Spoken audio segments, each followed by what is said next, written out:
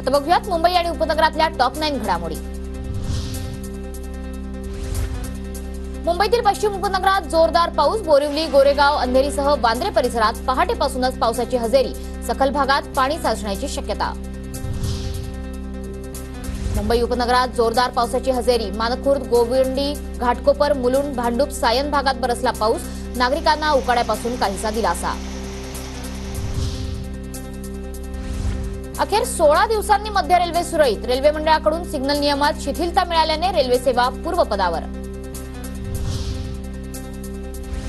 ठाणे, भिवंडी, कल्याण metro मार्गिकेतील Kasheli कारशेडच्या कामासाठी 17 hectare जागा एमएमआरडीएच्या ताब्यात, तर उर्वरित 10.13 हेक्टर जागा येत्या 10 ते 12 दिवसात हस्तांतरित होण्याची शक्यता।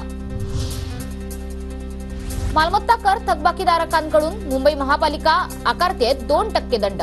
आतापर्यंत 1,09,234 थकबाकीदारांकडून 433 कोटी 99 लाख रुपयांचा दंड वसूल।